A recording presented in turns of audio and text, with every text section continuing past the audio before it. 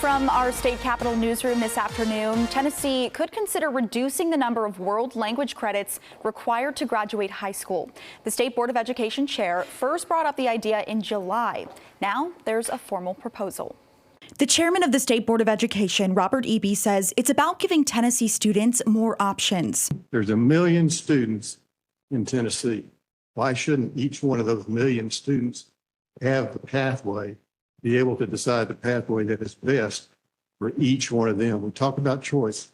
This is really about choice. Eby's proposal to cut the state's world language requirement for high schoolers in half, taking the required credits to graduate from 2 to 1, giving students the chance to choose another elective that caters toward their career goals instead, like STEM. So it's about choice. It's about options. It's about providing students the best they can and providing students the best education process that's best for them. The State Board of Education has been studying the topic for months, finding 26 states have no foreign language requirements, and many that do at least provide options. When it comes to college admissions, Eby says out of the 1,000 colleges they looked at, only 25% of them require foreign language credits to be accepted.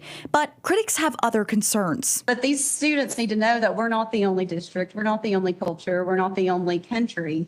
And as much as I tried to show that in my ancient world history class, I think that's the main reason why we need to have those 2 language credits is to open their eyes to something that they're not used to see cultures they're not used to. J.C. Bowman with Professional Educators of Tennessee has his own worries. We send people all around the world to bring foreign business to Tennessee, and yet we're going to tell people that, well, but you don't have to learn the language.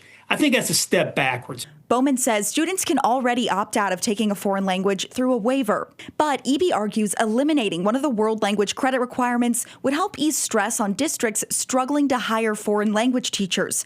Bowman believes it would make that problem even worse. I've heard from foreign language teachers who have said, are you going to fight for this? And I said, yeah, I mean, obviously I am. And because they tell me that, like, look, if we're not going to have to do it, then I'm going to go find something else to do. Again, it's going to attribute to the teacher shortage, and you're going to lose these foreign language teachers that are out here doing this. The State Board of Education will formally debate and vote on this proposal in February. If it passes, it would likely go into effect the following school year.